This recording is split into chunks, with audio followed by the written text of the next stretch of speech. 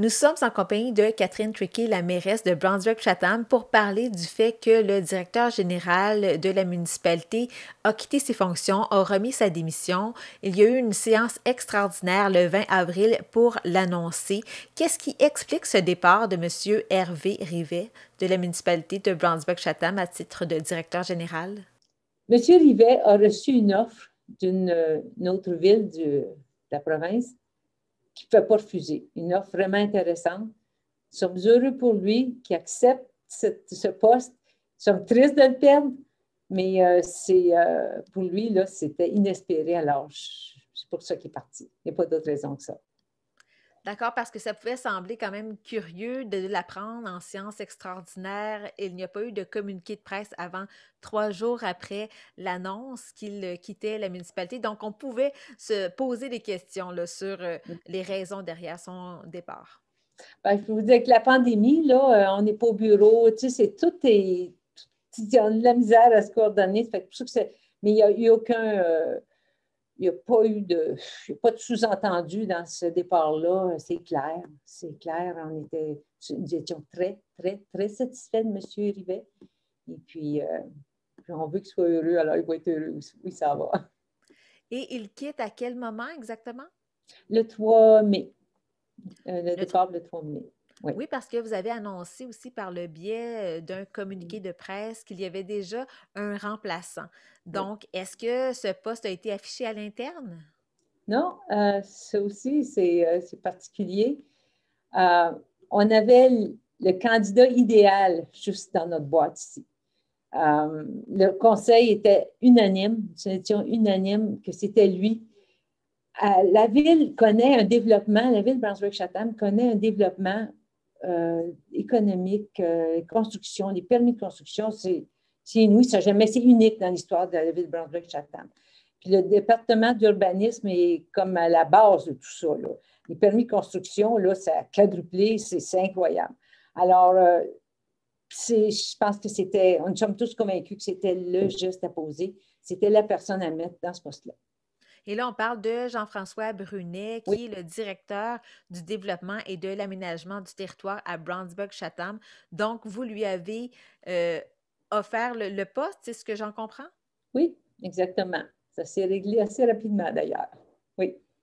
D'accord. Donc, aucun poste affiché, vous lui avez cédé le poste de M. Rivet. Et ça, c'est dans les normes de faire ça de cette façon-là? Bien, quand en fait, quand c'est un poste de directeur, là, alors il n'y a rien d'illégal là-dedans. Ça aurait peut-être pu être fait autrement, mais moi, je suis fière de l'efficacité, le dynamisme qu'on a montré là-dedans. Il n'y a pas eu, c'est vraiment, vraiment la décision qu'il fallait prendre. On aurait pu faire l'exercice d'afficher, puis, mais on a été, je pense que le conseil là-dedans a été très, on appelle ça proactif. Il a fait un bon travail. Et il sera en poste à partir donc du 4 mai. Ça s'en vient assez rapidement. Mais vous allez devoir être à la recherche d'un nouveau directeur du développement et de l'aménagement du territoire de Brownsburg-Chatham. Oui, OK. Monsieur Brunette il y avait une entreprise d'ailleurs là-dedans, il connaît pas mal, pas mal son réseau, alors il va nous aider. Je n'ai pas d'inquiétude de ce côté-là. Vous êtes confiante. Ah, Concernant M. Rivet aussi, parlez-moi un peu de son apport parce qu'on sait qu'il était présent. Il a accepté ce poste, ça fait un peu plus de 2 ans et demi qu'il était en poste, si je ne me trompe pas. Donc, quel est son apport au cours de ces presque 3 dernières années au sein de la municipalité de Brownsburg-Chatham? Bien, OK, premièrement, il a ressoudé l'équipe de direction. Il a fait un travail incroyable. Ici, là, c'était bien avant, là, mais c'est beaucoup mieux maintenant. Il a assuré la réforme de l'urbanisme. C'est pas spectaculaire, ça, comme travail, mais c'est ce qui fait que quand les demandes, en fait, c'est ce qui a entraîné l'augmentation des demandes de permis de construction, c'est ce qui a assuré le dynamisme de la ville. C'est vraiment, vraiment la base. C'est une des raisons pourquoi aussi on a pris M. Brunette, parce que c'est le département là, qui est plus sur la sellette de ce temps-là. Il y a le gel des dépenses. Le surplus, ça fait 3 ans qu'on a un surplus. Au début, il était tout petit, mais là, il est plus important. Il a fait un beau travail là-dessus. Les conventions collectives des cadres, il l'a renouvelé pour 8 ans. Celui avec les directeurs, l'entente avec les directeurs sur 10 ans, ça, c'est un beau travail. Ensuite, le service de greffe, il l'a, moi, je dirais même professionnalisé. On a un bon service de greffe.